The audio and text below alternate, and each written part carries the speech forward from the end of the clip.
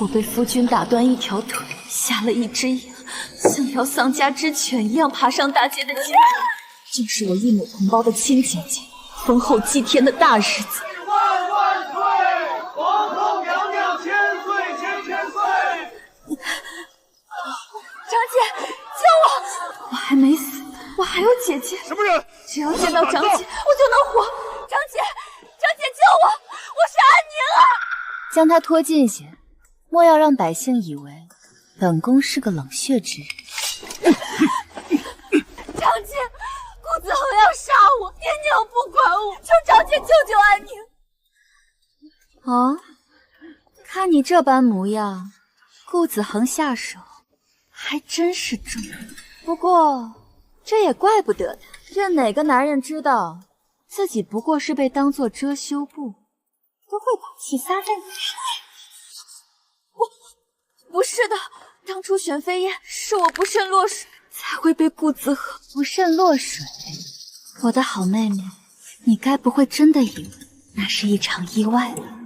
你自小就容貌出众，艳冠京城，若让你风风光光的去参加选飞燕，哪还有我入晋王眼的机会？所以那日你失足落水，本宫只不过是拦住了想要去救你的护院，又顺水推舟，让人把顾子恒引过去罢了。你被一个寒门举子搂在怀里，那狼狈不堪的模样，全京城的贵人都看见了。你若不嫁入寒门，本宫今日这皇后的宝座又怎么坐得稳当？原来都是他算计的，他把我当成垫脚石，毁了我的一生。谢长乐，你不得好死！我做鬼也不会放过你！此疯妇惊扰圣驾，满口胡言，还不赶紧将人拖下去！莫要污了今天的好日子，找个没人的地方处理干净。是。谢长乐，若有来生，我定要将你扒皮抽筋，让你也尝尝这被万人践踏、万劫不复的滋味。我没死，好热，这股甜腻的味道是神仙散。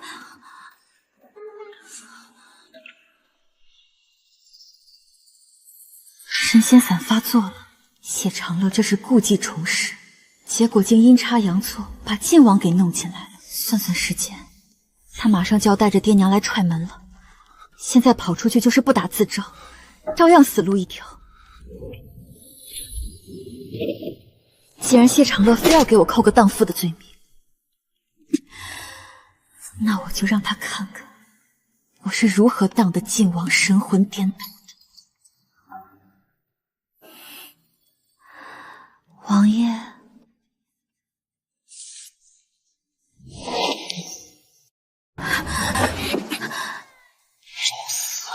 王爷若是在这个时候杀了我，门外那些马上就要来捉奸的看客，你要如何解释呢？你是谢家那个二小姐谢安宁？是，安宁身陷绝境，只能借王爷保命。作为交换，安宁愿意为王爷唱一出好戏，拆穿谢长乐那身虚伪的嘴脸。哦，你知不知道，今日是本王的订婚宴，你算计本王，不怕本王现在就将你扔出去？王爷胸怀大志，需要一把能杀人的刀，而不是一尊玉菩萨。比起姐姐，我这个听话的傀儡，不更合王爷的心意吗？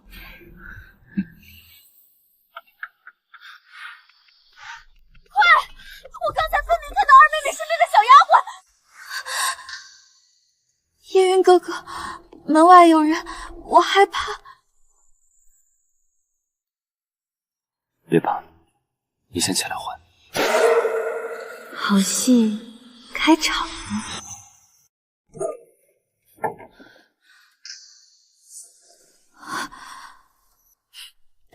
安宁，你怎么能在这等庄重的日子做出这种不要脸的勾当？娘，今日可是晋王殿下选妃的大日子，全京城的贵人都看着呢。妹妹若真是耐不住寂寞，哪怕在府里养几个面食，也好过这般败坏门风啊！这若是传到前庭晋王殿下的耳朵里，我们谢家还怎么做人啊？你这个不知廉耻的畜生！谢家世代清流，怎会生出你这种败坏门风的孽障？我没有，是有人在屋里点迷香害我。这就是我的亲父，从小到大，只要谢长乐落几滴泪，他就不分青红皂白，直接判我死刑。前世如此，今生亦然。不过没关系，你们现在骂得越狠，等我摔的就会越惨。谢二姑娘，你对得起我吗？侯爷明鉴，草民顾子恒月前在池塘里救了落水的二姑娘，不久后，草民便与姑娘有了肌肤之亲。这只珠钗便是二姑娘当时作为定情信物亲手赠予草民的。她分明答应委身于我，却贪恋富贵，不愿嫁于我。今日竟然还在谢府里偷人！天哪，早就跟个穷书生不清不楚了，身子不干净了，竟然还在晋王里的选妃宴上偷人。没想到他居然是这样的人。我没有，爷娘，我是冤枉的。人证物证俱在，你还敢喊冤？来人，把这个不知廉耻的孽障给我绑了，直接装进猪笼，沉入后院的活水湖里，把他拉下去。还有屏风后面那个奸夫，给我揪出来！我倒要看看，是哪个不长眼的狗东西，敢动我谢府的女儿！是。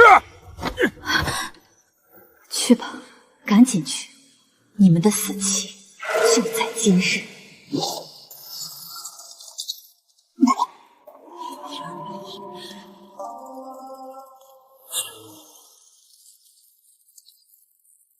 放肆！本王倒是不知谢侯爷要将谁乱棍打死。靖王，怎么会是靖王？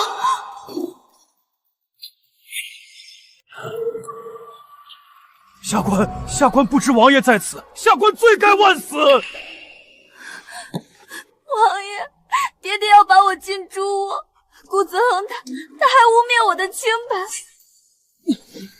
王爷千万别被这女人骗了，她身子早就不干净了，她这是拿残花败柳之躯蓄意算计王爷啊！谢家胆子也太大了，竟然拿个别人碰过的女人算计靖王。靖王地下营里揉不得沙子，这二姑娘今日怕是要被活剥了。靖王最讨厌别人算计他，知道自己被设计，谢安宁今天必死无疑。王爷明鉴，这等败坏门风的孽障，下官立刻就将他装进猪笼陈塘，绝不脏了王爷的眼。我没有，我真的没有。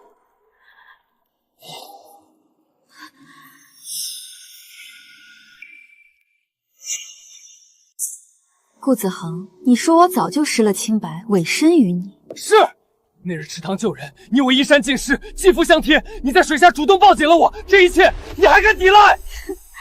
抵赖？这怎么可能？你明明……怎么会有落火？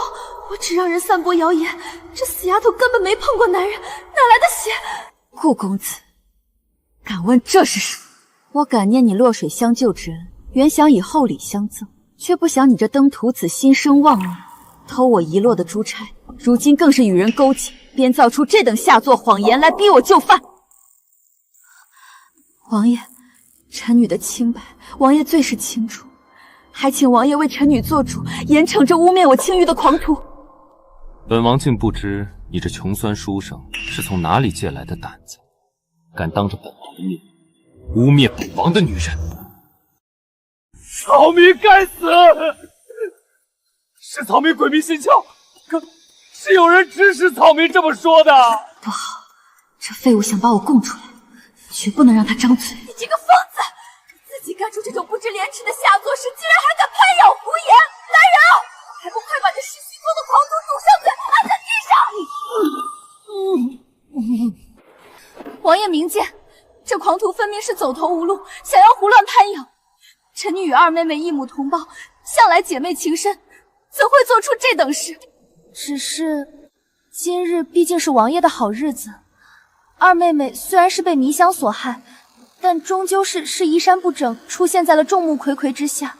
为了保全王爷的清誉，也为了侯府的颜面，不如就将二妹妹送去城外的静慈庵带发修行几年吧，这样才好洗刷掉她满身的污浊之气。静慈庵，他这是想私底下了结我。殿下，您真的舍得让您的女人去那种吃人的地方，青灯古佛了此残生吗？带发修行，你们要送她去出家？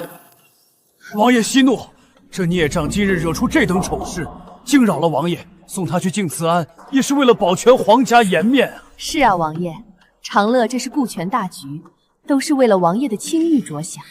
王爷，今日可是你我订婚的好日子，若是您护着安宁，又置我于何处啊？订婚？谢大小姐是不是误会了什么？本王今日驾临侯府，不过是给谢侯爷几分薄面，来喝杯酒水。至于这门联姻，本王向来厌恶后宅那些算计心机，更容不下心思歹毒，连至亲手足都能残害的女人。这门亲事今日作罢。王爷，万万不可以啊！王爷，这亲事是早就定下的，怎么能说退就退？长乐有错，下官定当动用家法严惩，求王爷网开一面。王爷三思啊！全京城都知道，今日王府与侯府联姻，您不能因为二丫头这点破事儿，就坏了两家的大事啊！哦，侯爷说的有理，既然本王坏了二姑娘的名声，自当负责到底。王爷，这行了，3日后，本王会八抬大轿，以正妃之礼，迎娶谢安宁入晋王府。这不可能！凭什么？她本来应该是我的女人才对。至于你这狂徒，既然你这般喜欢用毁人清白的手段来谋前程，本王便成全你。来人，传本王手令，即刻革去顾子恒举人的功名，此生永不录用。再拖下去，重罚30大板，扔出谢府。放开我！谢长乐，是你害我，你想推我出去保全颜面，做梦！王爷，您刚才确实撒谎了。与草民有过肌肤之亲的，根本不是二姑娘，而是大小姐谢长乐。我有大小姐贴身所佩戴的玉佩，这就是她给草民的定情信物。这封口，那是我给他的封口费，他居然拿来反咬我一口。说我承认，便是私通；说不承认，那便是买凶污蔑自己的亲妹妹，两头都是死路。你血口喷人，那是他偷的，对，是他偷的。偷的？侯府门禁森严，草民如何能进后院？大小姐，那晚在后山假山旁，你可不是这么说的。真没看出来，谢家大小姐平时端庄的很，背地里竟然是这样的人。就是，连贴身玉佩都送了，这哪里是偷，分明暗度陈仓啊！我没有，你这狂徒，休想陷害我！那玉佩上雕的可是一朵芍药花，长姐自幼最爱芍药，满府皆知。母亲甚至下令府里其他姐妹的衣服首饰上皆不可用芍药，这等代表长姐身份的私密之物，若非长姐情深意重，亲手相赠，旁人哪怕是偷，又怎么可能偷得到呢？真是好一出情深意重的戏。谢侯爷，看来大小姐早就名花有主了。既然她与顾举人这般情投意合，甚至不惜毁了清誉也要与他在一起，本王若不成全，倒显得棒打鸳鸯。今日本王便成人之美，将谢大小姐赐给这位顾举子，也免得这丑事传出去，脏了侯府的门楣。我不嫁，我死也不嫁。 3日后，本王来接王妃。若是这几日有人敢怠慢她半分，本王定要你们谢家满门陪葬。全毁了我的王妃之位，我的名声！我不要嫁给一个什么都没有的穷酸货！谢安宁。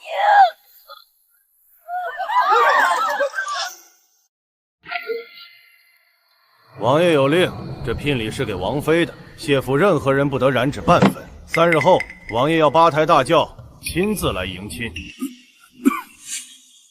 这些金银珠宝本该是我的，明日你就从侧门出府，免得惹人指点。想把我当破烂一样扔去配那个穷酸，做梦！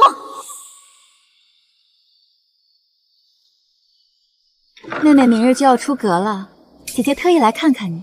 这是西域进贡的驻颜膏，定能让你光彩照人，将王爷迷得神魂颠倒。化骨散，前世就是被他哄骗，用了这个，害我在新婚夜丢尽颜面。多谢长姐。长姐对我这般好，安宁真是不知道该如何报答了。翠儿，去给我找一顶帷幔来，另外去把王爷聘礼里那盒苏合香取来。姐姐既然送了我大礼，明日的天妆宴上，我怎能不回敬她一份厚礼？明天就是出阁的大日子，怎么迟迟不见王妃出来收礼？她这2日脸上起了大片的红疹，怕是对夺了我的婚事感到自责，毁了容貌。用那种下作手段抢来的姻缘，老天爷怎么可能让他顺心？若是明日掀开盖头，看到一张长满疮疤的丑脸，怕是会当场将他休弃出府吧。算时间，化骨散也发作了。谢安宁，你现在肯定肿得像个烂猪头。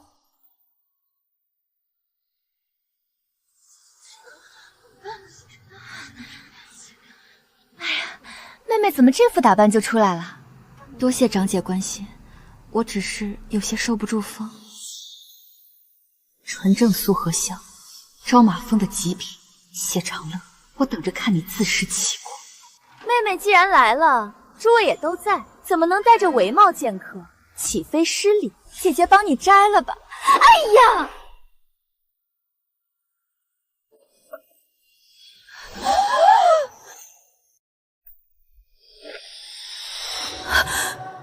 姐姐，你这是做什么？安宁只是偶感风寒，怕过了病气给诸位客人。姐姐为何非要扯掉我的帷帽，让大家看我难看？哪有什么毁容？分明是谢大小姐嫉妒妹妹嫁得好，故意在这里造谣生事，竟然败坏王妃的名声，真是好重的心机。这不可能，你的脸怎么会没事？我明明亲眼看她涂了化骨散，怎么会没事？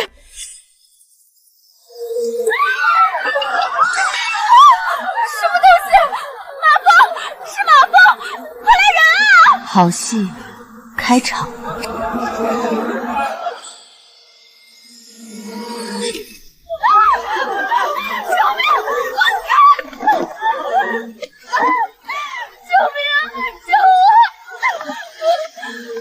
喜欢让人毁容，这份马蜂配苏合香的大礼，长姐你就好好受着吧。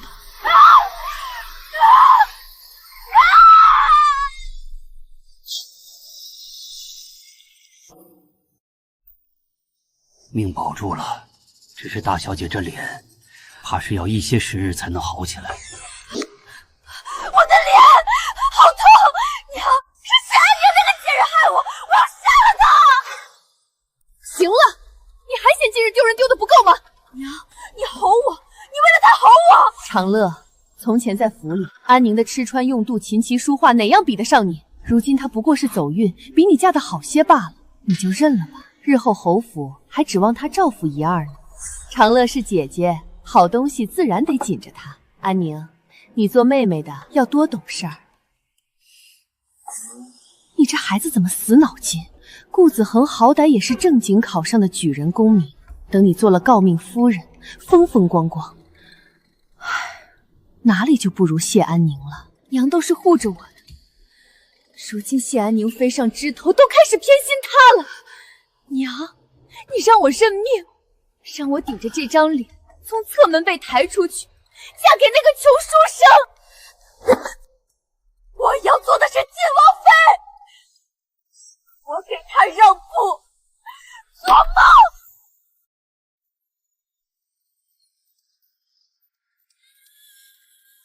这么多嫁妆，这谢二姑娘出嫁的排场，说是公主出嫁也不为过呀。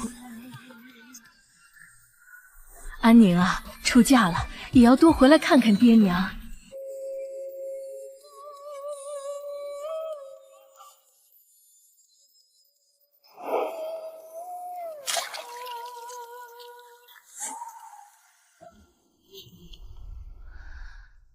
大小姐，上轿吧，别误了吉时。这样的热闹，这些十里红妆的排场，本该是我的。谢安宁，你这个贱人，抢走了属于我的一切。这一刻，命运的巨手残忍地画下了终局。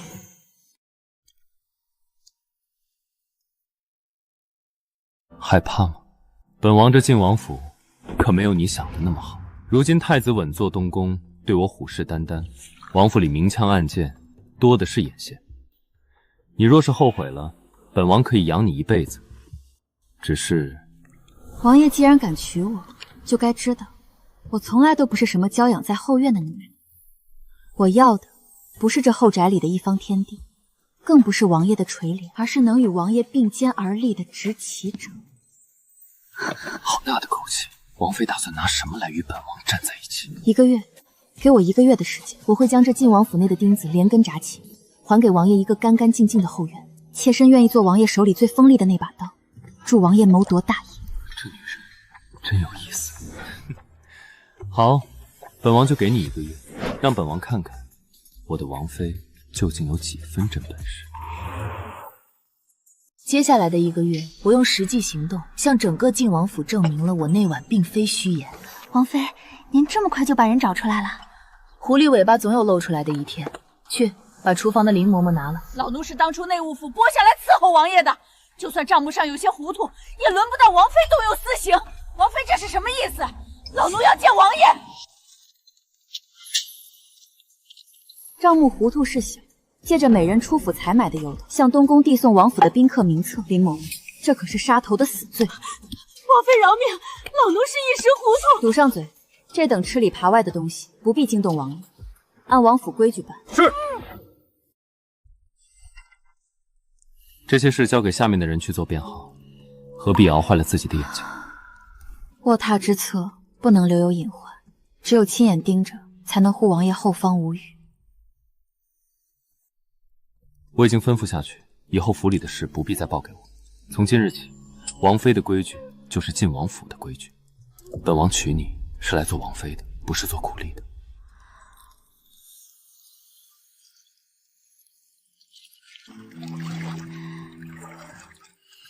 西西就知道你，要不是娶了你这个坏了名声的女人，我在同窗面前怎会抬不起头？夫君，我那日真的是被人推下水的。闭嘴！你长姐那般高雅端庄，怎么会有你这种不知廉耻的妹妹？早知道我就该让你淹死在池塘里。从前我做牛做马，换来的只有无尽的冷眼和羞辱。可这一世，这个冷酷威严的王爷，却将他最柔软的偏爱毫无保留地交给了我。然而，有人身在云端，就注定有人跌入泥沼。你这个废物，你敢打我！老子打的就是你这个贱人！你还以为自己是高高在上的侯府大小姐吗？谢家连一笔丰厚的嫁妆都不想给你，连门都不让你进！不是你这个扫把星，让我去诬陷谢安宁，我怎么会被王爷当众羞辱？怎么会沦落到今天这个地步？顾子和，你这个畜生！谢家绝对不会放过你的。谢家，你还没醒吗？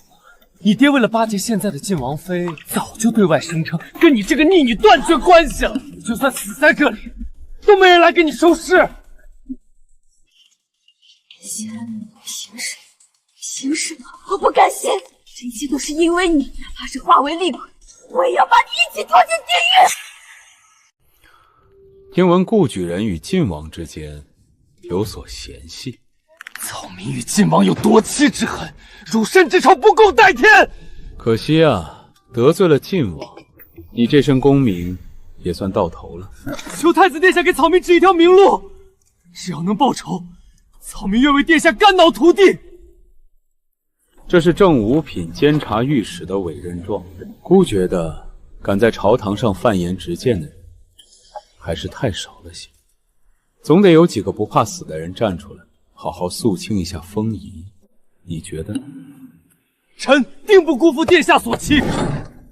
夫人，那几个跟晋王走得近的老家伙，今日被我参了一吻，全被罚了俸禄。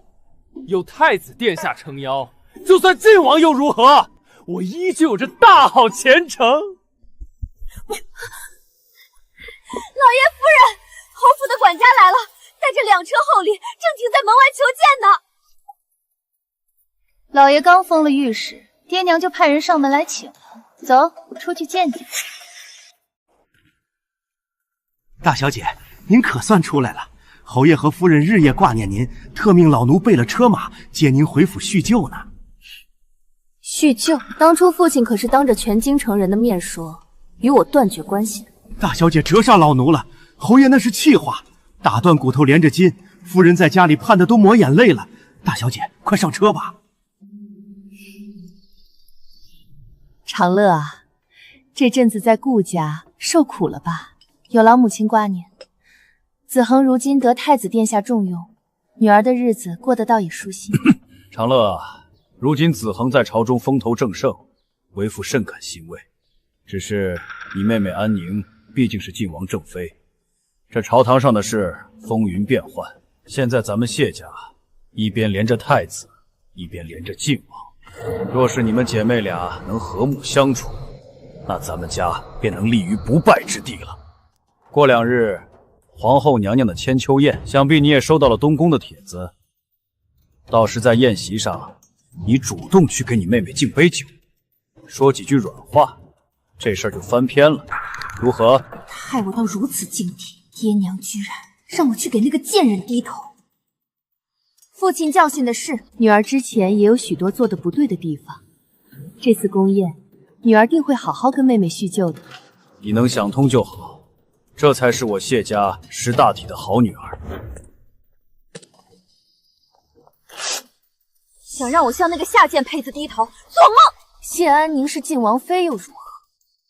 现在东宫得势，太子妃最厌恶她那副狐媚长相。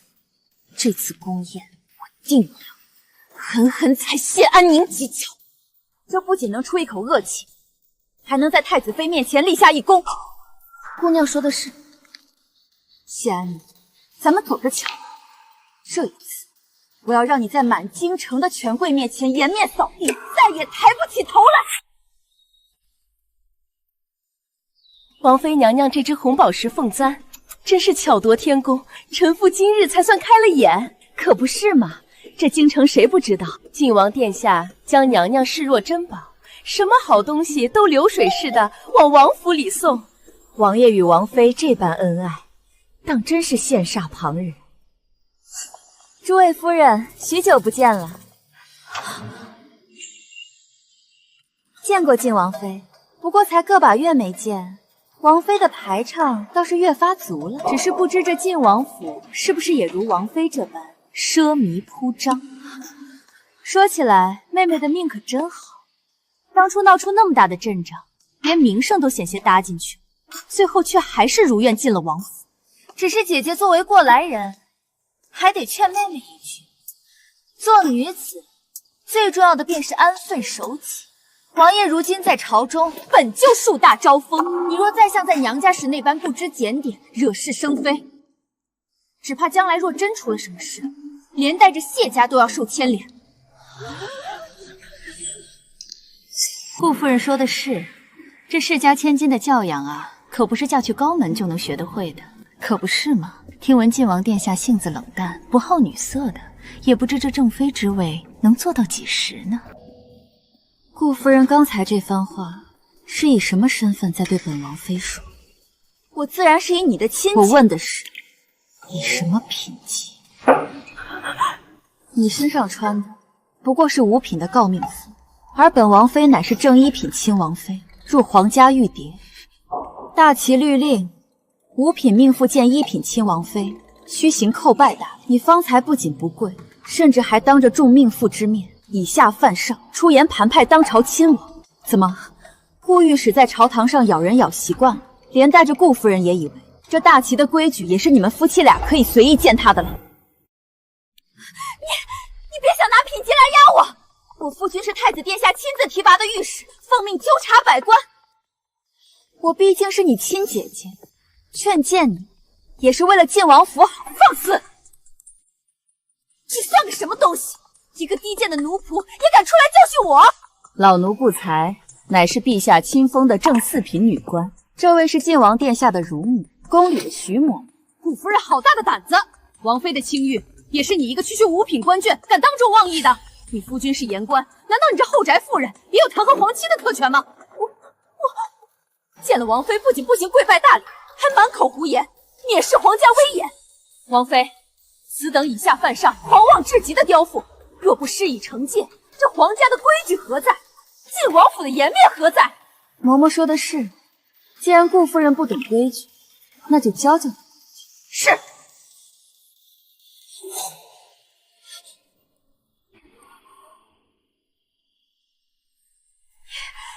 你竟敢打我！天哪，好吓人的脸！那是什么东西？像恶鬼一样。他脸上的粉抹得像墙皮一样厚，原来竟是因为这个。别看，别看我！顾夫人出封告命，还不懂皇家的规矩，这一巴掌全当让你醒醒神，教你谨言慎行的道理，免得将来祸从口出，连累了顾御史这得来不易的仕途。哎呦，这是怎么了？顾夫人殿前失仪，惊扰了贵客。来人啊，把顾夫人请出宫去，免得污了皇后娘娘的千秋盛宴。不，我不走。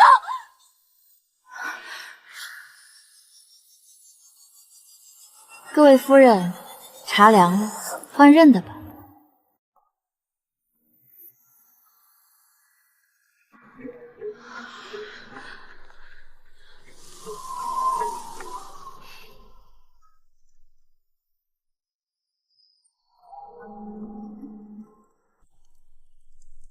听说王妃今日在宫宴上大发神威，不仅搬出大旗律例，还当众打了顾夫人一巴掌。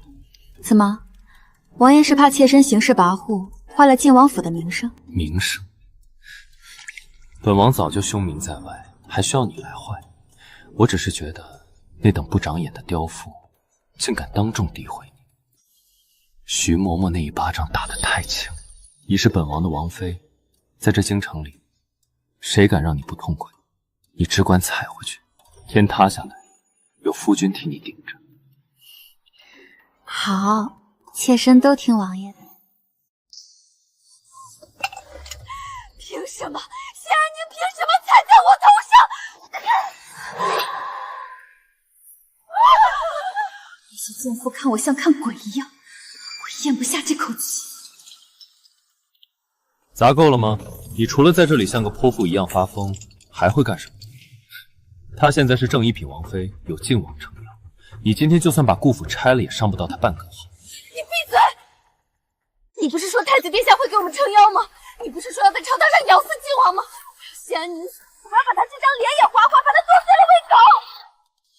夫人莫急，你的仇今夜就有机会报了。眼看父皇身体一日不如一日了，可他近来却对齐夜云越发倚重。今日在御书房里，竟然当着阁臣的面夸齐夜云有安邦定国之才。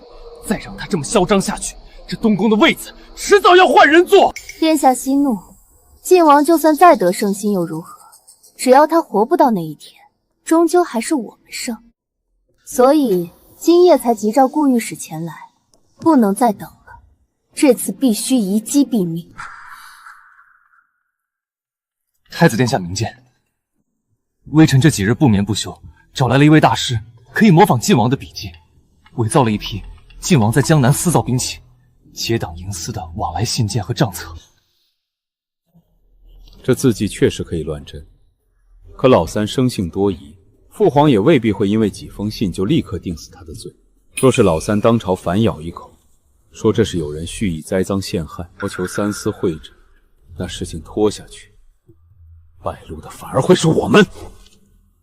殿下，娘娘，若这罪证是从晋王妃的贴身之物中搜出来的呢？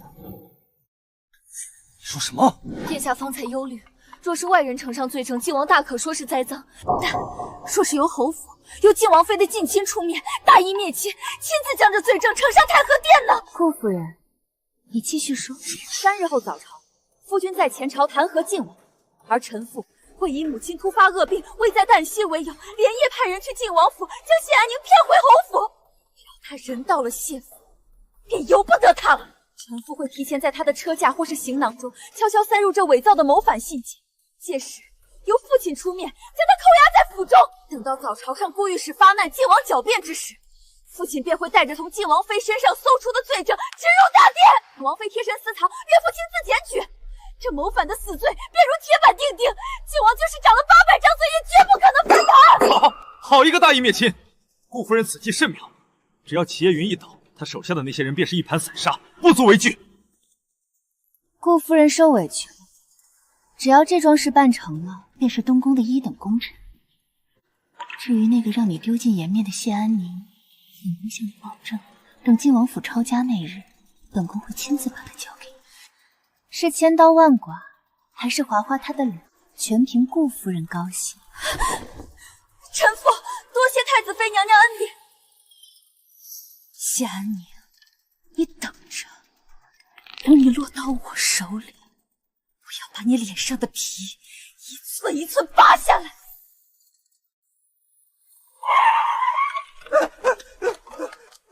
王妃娘娘，夫人突发卒中，眼看着就不行了。侯爷，请您速速回府见最后一面呀！母亲病危，我那好长姐为了拖我入局，连亲娘的命都敢拿来赌咒。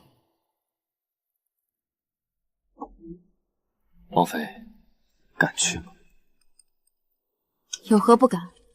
长姐既然给我搭好了这出大义灭亲的戏台，我不去，他们怎么能安心把乌正送上太和殿？今日早朝是一场豪赌，父皇心思难测，太子又是狗急跳墙，太和殿上若是出了变故，你把这令牌收好。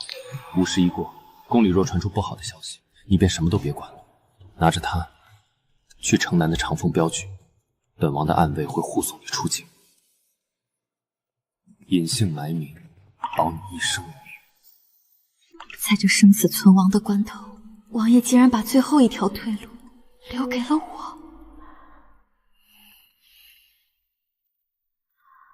王爷的好意，安宁心领了，但这退路我不需要。谢安宁，现在不是意气用事的时候，谋反大罪是要株连九族的。本王若有万一，你留在京城只有死路一条。我嫁入晋王府，便是王爷的人。天底下哪有丈夫有难，妻子却先找好退路的道理？既然做了夫妻，自当荣辱与共。若王爷今日真在太和殿遭了不测，安宁绝不苟活。生同亲，死同血，黄泉路上，我总得陪王爷一起走。此战若胜，本王定要让你做这天下最尊贵的女人，谁都不能再欺辱你。好啊，妾身等着你。好了，我要先去侯府。去吧，谢家那边你自己当心。朝堂凶险，王爷更要保重自身。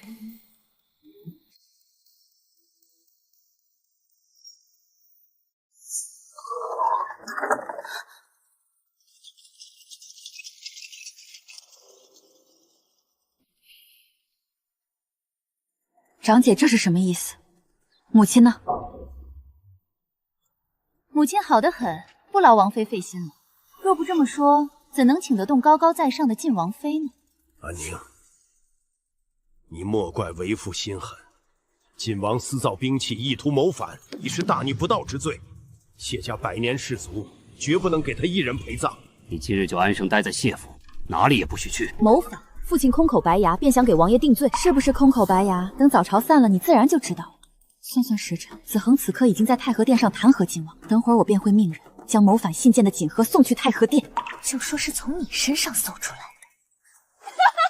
铁证如山，岳父亲自检举。谢安宁，晋王今日死定了。你不是高高在上的王妃吗？拿规矩来教训我吗？那日你在宫宴上让人打我的那一巴掌，今天我就要10倍100倍的还给你！来人，给我把这个贱人的脸划光了！不看谁敢！夫人息怒，万万使不得！太子殿下的大计尚未定因，此时若伤了晋王妃，万一他在府里大闹起来，惊动了人，若因此耽误了太子殿下除逆的大计，这罪责咱们顾家和侯府可担待不起啊！秋月说的对，长乐，成大事者不拘小节。等晋王被判了死罪，他谢安宁就是大逆不道的反贼家纯，到时候你想做什么都行，何必急于这一时半刻？好，我就让你再多活半个时辰，把他给我关进偏院柴房里去！没有我的命令，谁也不许靠近半步！别碰我，我自己会走。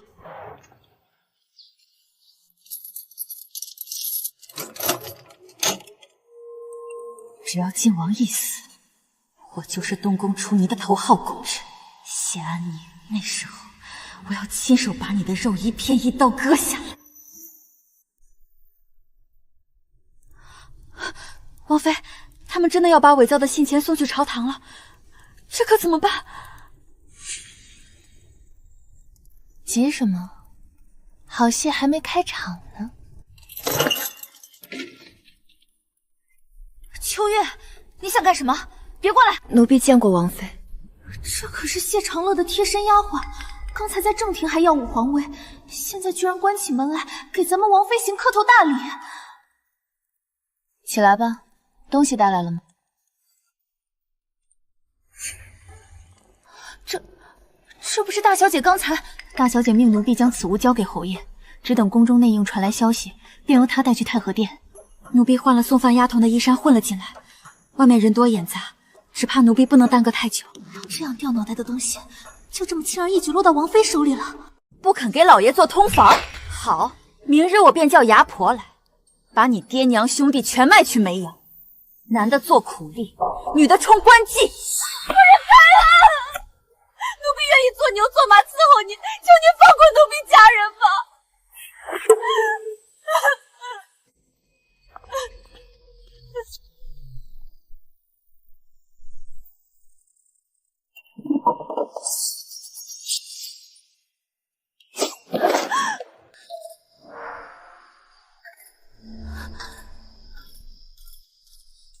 王妃已救下你一家老小，送去城外庄子安顿。从今往后，你的命是王妃的。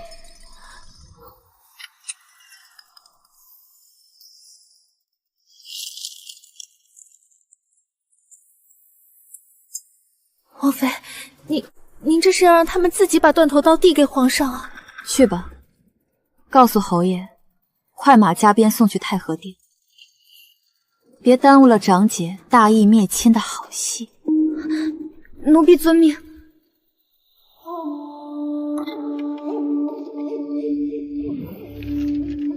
现在就等着看朝堂之上，那条自作聪明的疯狗是如何将自己的主人咬得万劫不复了。皇上明鉴，晋王结党营私，在江南道私造兵器，意图谋反，微臣批死进谏，所言句句属实。不听，你说晋王谋反，可有实证？微臣有铁证。谢侯深明大义，于今臣在晋王妃的随身行当中搜出了晋王谋反的往来信件与账册。侯爷不愿与逆贼同流合污，此刻正亲自品着罪证，在殿外候旨。秦月帐的大义灭亲，齐烟云就是有了800张左的血迹，这无反罪。三弟，孤一向知你手握重兵，行事乖张，可万万没想到你竟敢行此大逆不道之事。如今连你的亲岳丈都看不下去，要大义灭亲，你还有何话可说？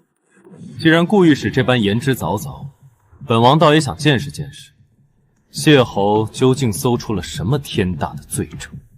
选谢侯进谏。只要把这个交上去，谢家百尺竿头更进一步的富贵就在今日了。老臣叩见陛下，老臣教女无方，竟不知晋王包藏祸心。今日大义灭亲，将这谋反铁证呈交圣上，望皇上明察。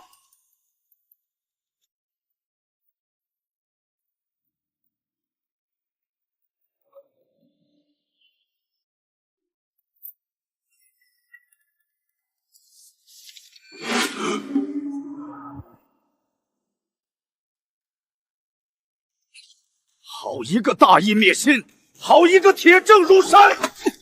逆子，你看看你干的好事！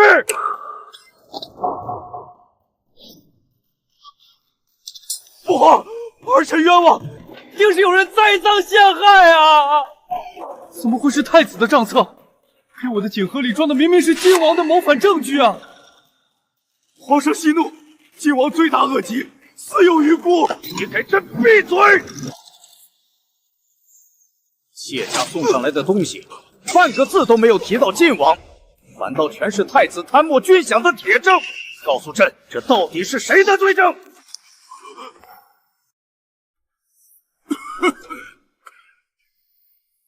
王变成太子贪污的账册了。谢长乐这蠢货被人阴了都不知道，得赶紧甩开他，不然整个侯府全都得跟着陪葬。皇上，老臣冤枉，老臣什么都不知道啊！这紫檀木锦盒是顾子恒之妻谢长乐交给老臣的，是那个孽女蒙蔽了老臣，老臣与那孽女早已断绝父女关系，她嫁与顾子恒便是顾家的人。谢长乐其心当诛，老臣即刻便将他逐出族谱，求皇上明鉴啊！来人，将这欺君罔上、构陷亲王的狂徒打入死牢，秋后问斩。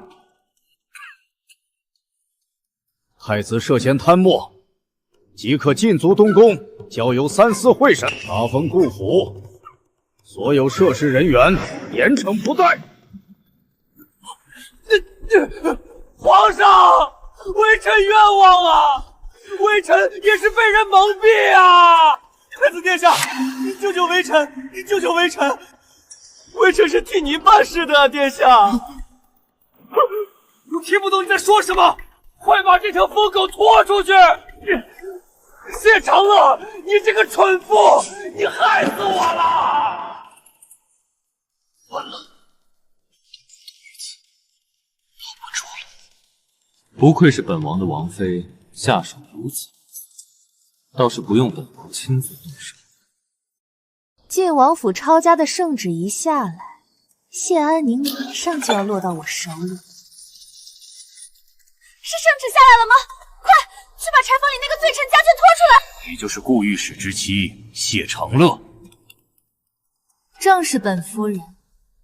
统领大人可是奉命来捉拿晋王妃的。大胆！王妃娘娘乃是皇亲，也是你能随意智慧的。陛下有旨，顾子恒构陷亲王，欺君罔上，已被打入死牢。其妻谢长乐协同作伪，罪无可恕。不可能，怎么会是构陷？我父亲明明送去了。谢侯爷当朝亲口指认，是你这毒妇蒙蔽于他。侯爷已禀明圣上，将你逐出谢氏族谱。不可能！来人，扒下他的诰命符，将其押入天牢，听候发落。不，父亲不会这么对我的，我是诰命夫人。别碰我，我是共臣，你们抓错人了。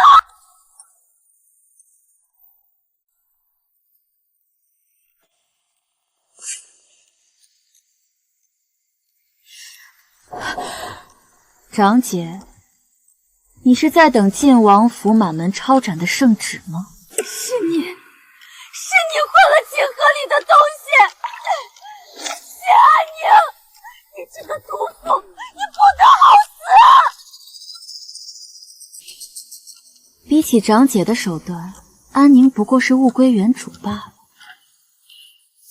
长姐，你的好日子已经到头了，从今往后，你就好好在这泥沼里待着，永生永世都别想再爬出来。我不敢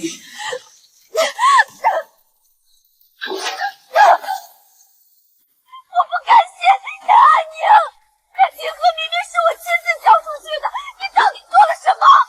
今日我就让你死个明白，你身边的秋月早就是我的人。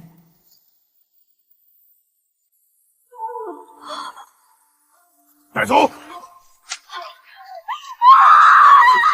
这个曾经不可一世的侯府嫡女，终于亲手斩断了自己所有的退路，彻底跌入了万劫不复的深渊。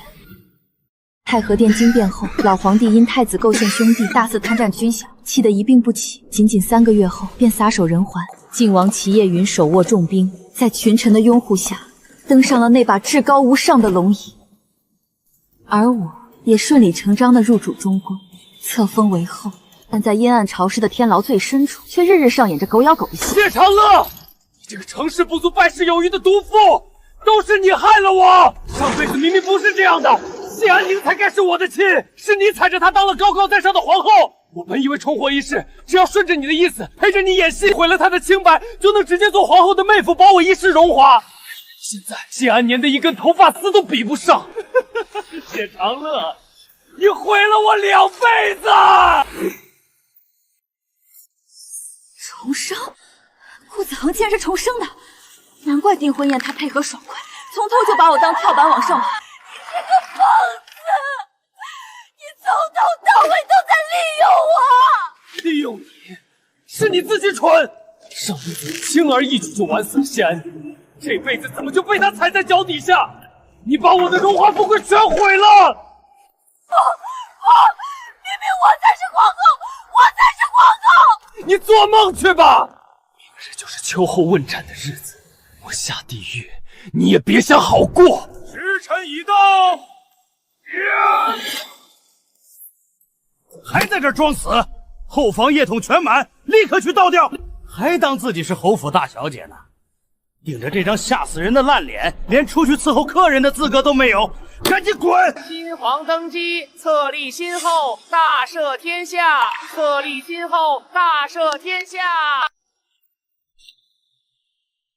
娘娘母离天下，实乃我谢家百年修来的福气。娘娘，如今皇上登基，这国丈的封赏不知何时能下来，臣也好重振谢家门楣，应在朝堂上撑腰啊！撑腰？我怎么记得从前在谢府，侯爷可是亲口下令要将我装进猪笼陈塘的。娘娘，当年是臣受了谢长乐那个孽女的蒙蔽呀，臣可是您的亲生父亲，怎么会害您？亲生父亲？侯爷怕是忘了，太和殿出事那日，你为了保命，亲口说过当场把谢长乐逐出族谱。像你们这种逢高踩低、卖女求荣的血气，本宫嫌脏。传本宫懿旨，谢氏无德无能，不堪侯爵之位，从即日起贬为庶民，即刻驱逐出京。娘娘，安宁，你不能这么绝情啊！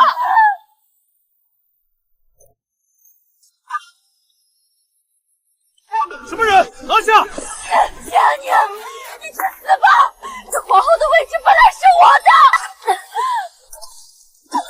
放开我！我是皇后！谢安宁，你还我的凤位！停轿。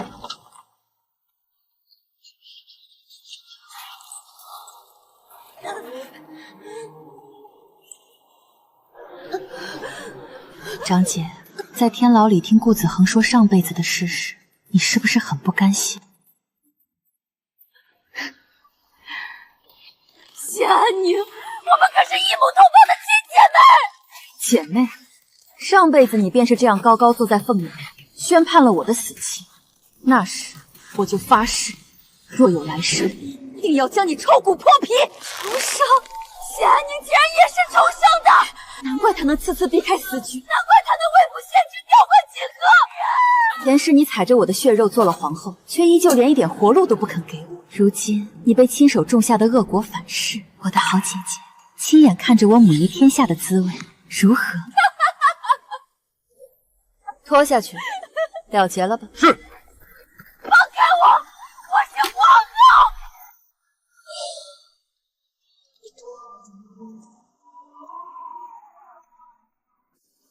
结束了。结束了，一场噩梦终于结束。你当初说要做镇守里最锋利的刀，如今经济一品，朕不需要刀了。怎么，陛下这是嫌弃臣妾了？是心疼刀太锋利，朕怕伤着你自己。从今往后，你只需站在朕的身侧，剩下的路，朕牵着你走。那这万里江山呢？江山，朕与你共享。起驾！前世困住我一生的阴霾，终于在今日散去。我踏碎枷锁，改写了宿命，也握住了此生最无悔的归宿。